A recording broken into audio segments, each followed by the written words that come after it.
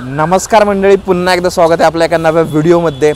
आता सध्या मी आहे पुणे रेल्वे स्टेशनला आणि थंबनेल टायटलवरून आपल्याला समजलंच असेल की आज आपण कुठे प्रवास करतोय। आता सध्या या साईडला पाहताय हे आहे प्लॅटफॉर्म नंबर 6 ची बाजू। इकडे आता मी माझी 2 व्हीलर पार्क केली या साईडला आणि आता इथून आपल्याला प्रवास करायचा आहे बारामती डेमोने। आणि बारामती डेमोचा जो आपला गाडीचा नंबर आहे, इकडून बघा, इकडून वरतून मेट्रो चालली आहे आपली।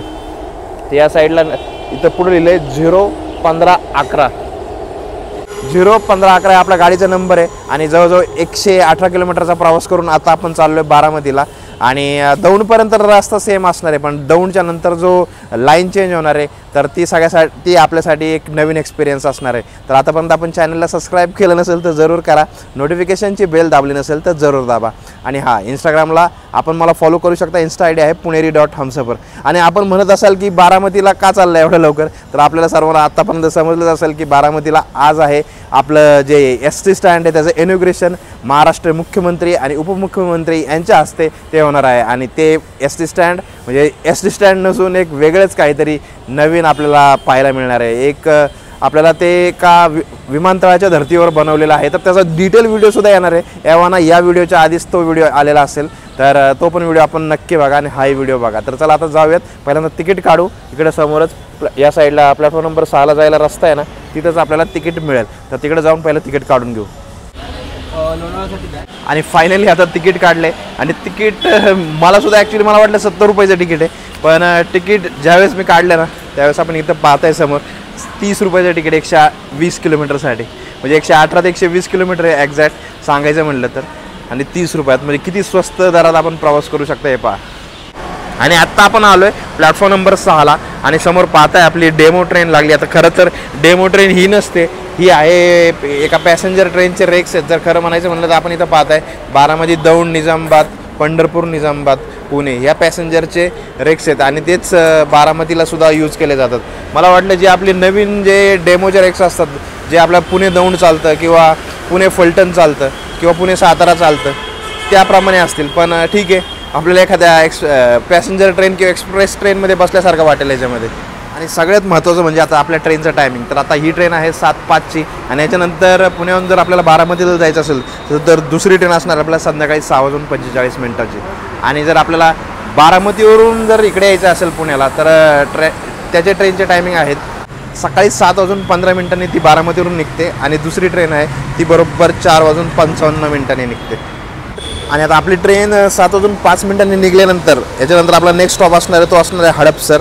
आणि हडपसरनंतर मांजरी, लोणी, उरळी, यवत आणि त्याच्यानंतर खुटबाव असणार आहे। खुटबावनंतर केडगाव, कडेदन, पाटस, दौंड, म्हणजे दौंडपर्यंत सगळ्या स्टेशनवर गाडी थांबणार आहे आपली।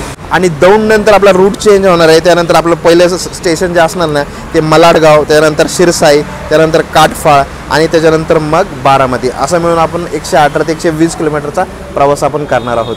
बरोबर 7:05 झाले तर आपल्या गाडीचं डिपार्चर झालं आहे प्लॅटफॉर्म नंबर 6वरून आणि आता चांगलंच उजाडलं आहे आपण पाहताय। प्लॅटफॉर्म नंबर 4वर आपली डेक्कन क्वीन पाहताय, ही बरोबर 7:15 निघते इथून पुणे स्टेशनवरून। आणि प्लॅटफॉर्म नंबर 4वर सध्या कुठली ट्रेन नाही आहे।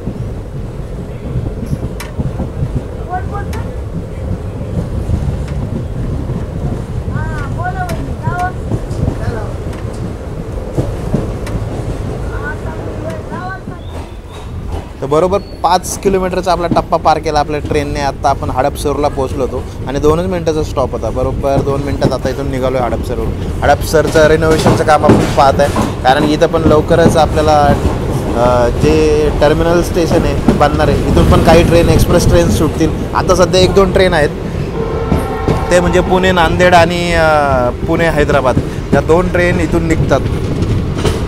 म्हणजे त्यांचं टर्मिनल स्टेशन हडपसरच आहे. आणि खरं तर आहे ना, आपण या ट्रेनमध्ये प्रवास करतोय आणि मला आहे ना, ज्यावेळेस मी लहान असताना प्रवास करायचो ना, पुणे मनमाड जी पॅसेंजर होती ना, त्याचीच आठवण झाली. तर आपण पाहत आहे हे जे सिंगल सीट्स होते सेम तसेच वरती बसण्यासाठी फॅन बघा.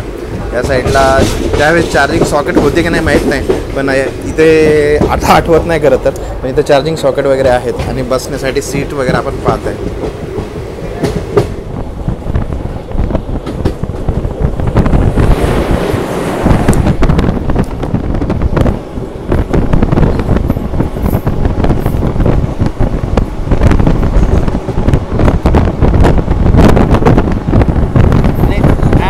उंच उंच इमारती पाहताय आपण इकडे.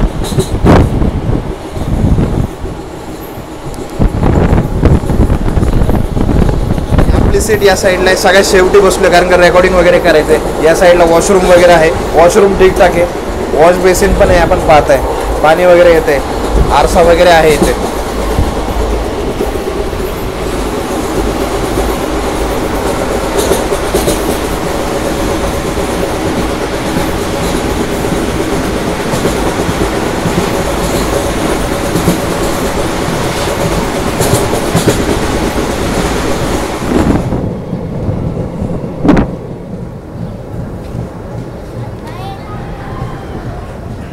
आणि हडपसर गेल्यानंतर लगेच आता मांजरी स्टेशन आलंय.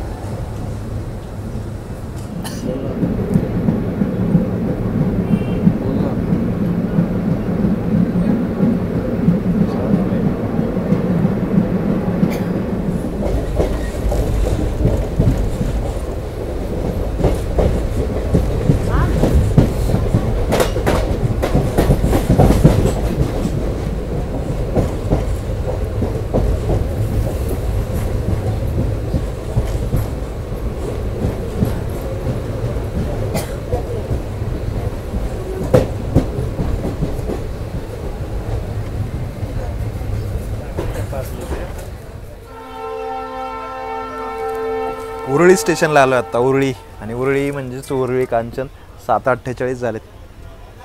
1-1 मिनिटाचा स्टॉप आहेत फक्त आहे ना. दौंडला आहे ना, दौंड जंक्शनला 5 मिनिटाचा स्टॉप आहे, बाकी प्रत्येक स्टेशनला 1-1 मिनिटाचा स्टॉप आहे.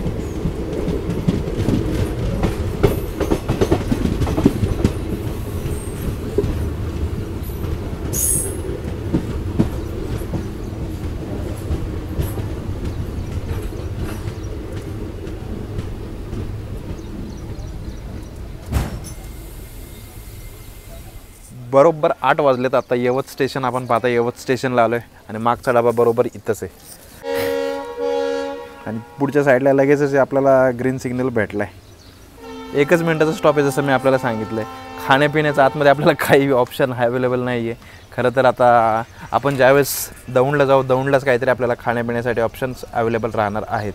आणि माझा आता विचार आहे दौंडला 5 मिनटं गाडी थांबणार आहे, त्यावेळेस पुढं जाऊयात, कारण की पुढून आता ह्या डिझेल लोको आहे. तर डिझेल कुठला आहे, EMD आहे की अल्को आहे हे समजत नाही आहे. तर पुढे जाऊन आपल्याला ते रेकॉर्ड करता येईल. आणि खास करून ज्यावेळेस आपण दौंडपासून पुढचा जो रूट असणार ना, तो आपण या व्हिडिओमध्ये कव्हर करण्याचा प्रयत्न करणार आहोत पुढून.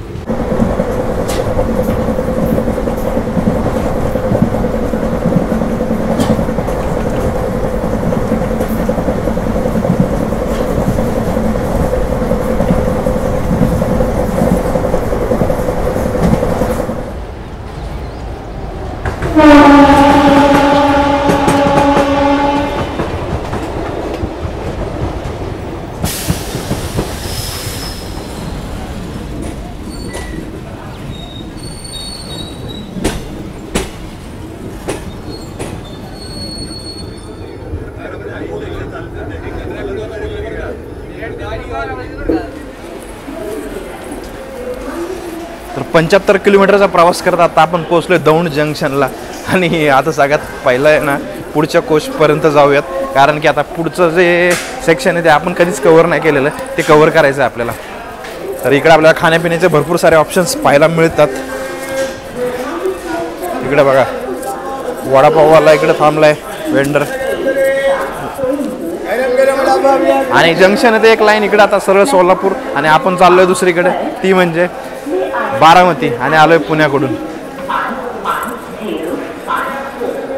आणि हा अजून एक लाईन इकडून कॉड लाईन मनमाड मार्गे आपण भुसावळ जळगावकडे जाऊ शकतो. तर समोरच्या वेंडरवाल्याकडून आपण वडापाव घेतला होता. वडापाव 15ला होता, तर 5 रुपये सुट्टे नव्हते, त्यामुळे एक एक्स्ट्रा पाव दिला त्याने. आणि आपण वडा बघताय, पाव एकदम क्वालिटी एकदम बकवास आहे, पण वडा गरम दिसतोय. आता 5 रुपयाचा एक्स्ट्रा पाव दिला, तो पाव तर तसाच फेकून दिला मी.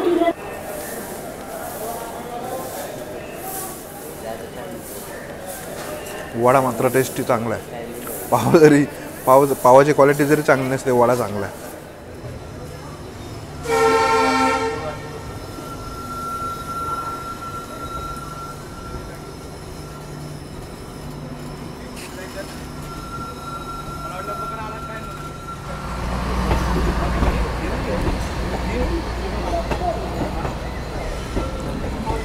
दौंड जंक्शनवरून निघालो आता आपण. दौंड जंक्शन पाहू शकता, आणि आता आपण वेगळ्या लाईनला म्हणजे शेवटच्या लाईनला बारामती मार्गे चाललो. आता इथून बारामती जवळजवळ 43 किलोमीटर बाकी आहे.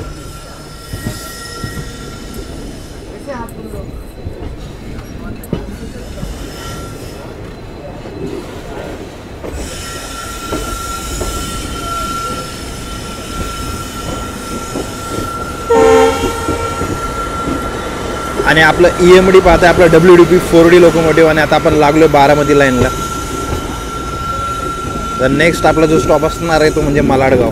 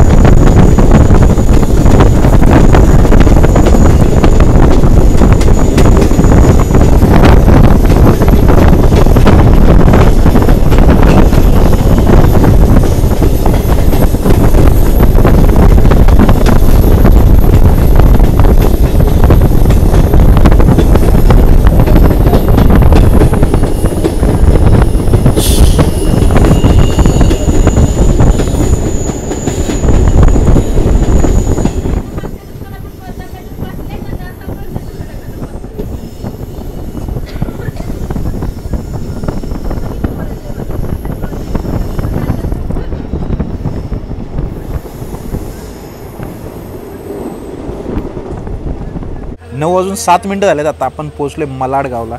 आणि मलाडगावला असं स्पेशल असं काही रेल्वे स्टेशन वगैरे नाही. गाडी बघा इथं मध्येच थांबली होती, आणि हे गाव आहे.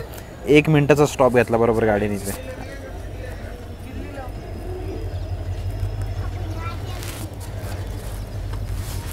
आणि दौंड जंक्शन सुटल्यानंतर मलाडगावपर्यंत कर्विंग असले जबरदस्त आले ना, काय सांगू तुम्हाला. आपण सर्व बघितले असतील. कमेंट सेक्शनमध्ये कमेंट करून जरूर कळवा कशा वाटले आपल्याला.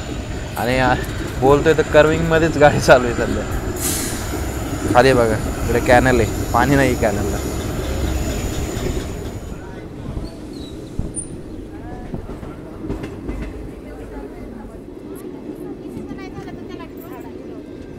नऊ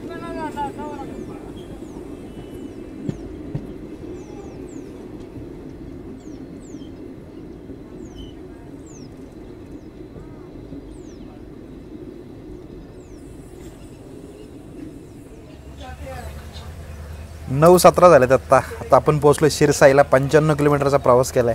प्लॅटफॉर्म बघा, या साईडलाच प्लॅटफॉर्म आहे, या साईडला प्लॅटफॉर्म नाही आहे. आणि मगाशी मलाडगाव मी त्या साईडने दाखवलं, त्या साईडने अजिबात प्लॅटफॉर्म नाही आहे, याला पण नाही आहे. इकडून या साईडला प्लॅटफॉर्म आहे. इकडं ऊसाचा ट्रॅक्टर बघा.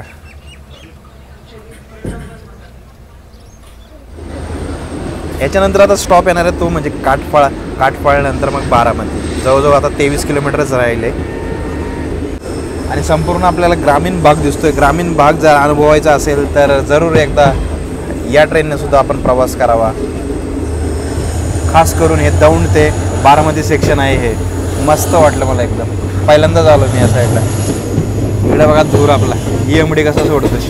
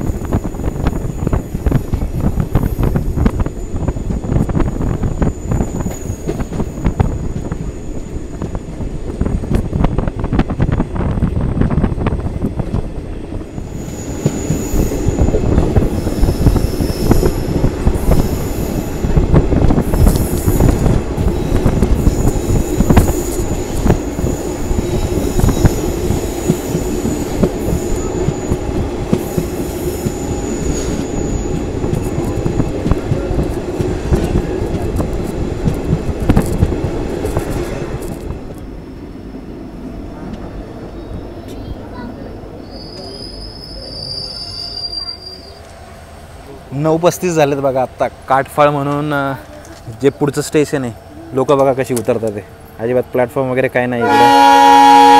1 मिनिटाचा स्टॉप होता. EMDने हॉर्न दिला आपल्या.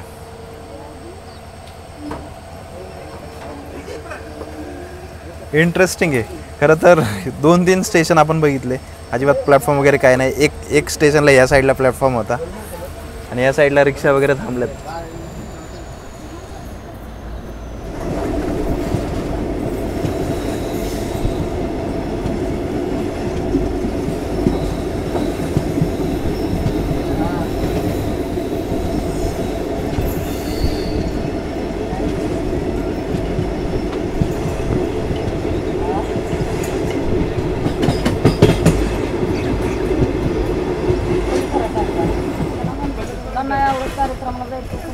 डावत जाऊ नको, तो संघर्ष येत जा संघ यायला काय तुला काय धरतो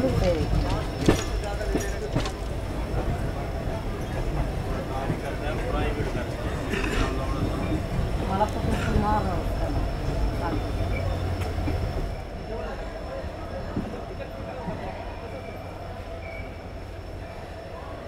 9:53 झालेत. आपण पोहोचलोय बारामतीला. बारामती प्लॅटफॉर्म नंबर 1ला. इकडे आपलं EMD लोक बघताय आणि पॅसेंजर्स आपले सगळे या साईडला आत्ता उतरलेत आणि या साईडला बाहेर जायचा मार्ग आहे.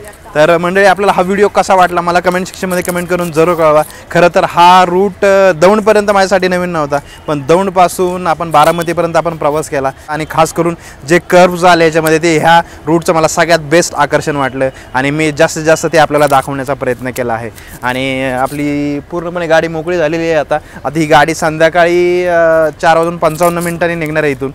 आणि मला इथल्या लोकल्सकडून समजलं की ही ट्रेन संध्याकाळी 4:55 नाही तर दुपारी 1:15 निघणार आहे आणि 4:55 ट्रेन दुसरी असणार आहे. आणि याच्या व्यतिरिक्त अजून एक ट्रेन रात्री असते, तिचा टायमिंग मला सुद्धा माहिती नाही. रेल्वे ॲपवर फक्त जो टायमिंग आहे तो सकाळची 7:15 ट्रेन आणि 4:55 ट्रेन या दोनच टायमिंग आहेत.